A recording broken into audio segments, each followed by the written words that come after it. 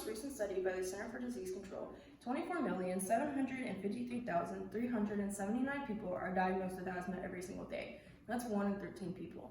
Of all people diagnosed, 10 will die every single day from asthma. When I was younger, I had an asthma attack that was so bad that it put me in the hospital. Luckily for me, my mom and my grandma, who are both nurses and also have asthma, were able to recognize the symptoms right away and got me to the hospital in time so that I would be okay. As I continued to grow up, I wanted to know why I had so much more trouble than all the other kids running around on the playground, so I began to research and ask questions, and what I learned shocked me to my core. Asthma is the second most common respiratory illness, falling only behind chronic obstructive pulmonary disease, better known as COPD. And yet, it is one of the most misunderstood. So I'm here today to help you figure out exactly what asthma is, what it can look and sound like, and how to help someone who's having an asthma attack. And with these tips, you may very well be able to help save someone's life one day. So let's get started. According to Webster Dictionary, asthma is defined as a respiratory condition marked by spasms in the bronchi of the lungs. And it can be triggered by a lot of different things.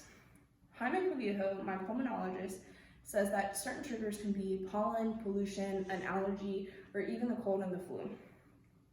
During an asthma attack, the airways begin to narrow. A normal airway is round and circular and is covered with a thin layer of mucus.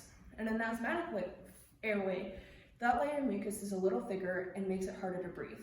During an asthma attack, the mucus is produced more and the bronchial tubes begin to spasm and get inflamed, so it becomes even smaller.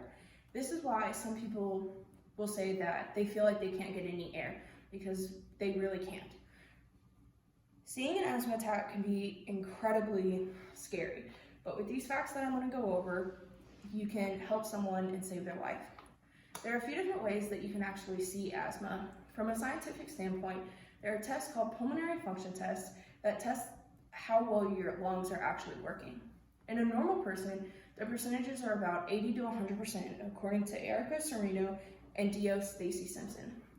In someone with asthma, it's anywhere from 70% and below, which sounds kind of scary to imagine that your lungs only work 50%. Certain things that you can hear when someone's having an asthma attack is wheezing, coughing, they'll have shortness of breath, and they can even actually pass out. Seeing an asthma attack can be extremely frightening, but there are tips that you can do to help someone if you witness it. First thing that you want to do if you see someone having an asthma attack is get them away from their trigger, especially if it's from exercise. You want them to stop immediately. Then you want to try to remove anything that may be restricting their lungs. So for me, when I was in marching band in high school, we had to wear big uniforms and it would restrict my lungs. So after each marching show, the people surrounding me would help me off the field and get my uniform off so that I could breathe as fully as possible. The next thing that you want to do is you want to ask if they have an inhaler. Inhalers are incredibly important and almost every asthmatic carries them on them. What's extremely important is that you don't want to force them to use their inhaler. Inhalers are filled with steroids and adrenaline, and taking it too many times can actually lead to an overdose that will put them in the hospital. So ask them if they have it, but don't force them to use it.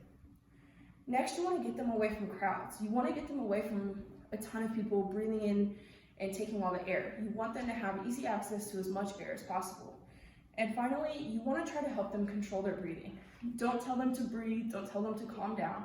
Ask them to simply put their hands above their head so that their lungs can open up and they can get as much air as possible. Then you want to try to get them to breathe in 5-second increments. So breathe in for 5 seconds and breathe out for 5 seconds.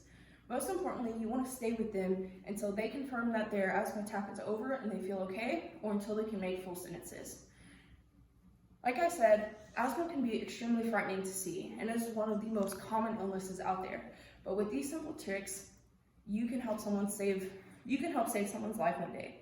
It can hinder people in some aspects of their life, but when it's controlled and you're surrounded by people who know what to do, even with 65% lung capacity like me, you can have a full life and participate in marching band, Spartan races, and CrossFit competitions.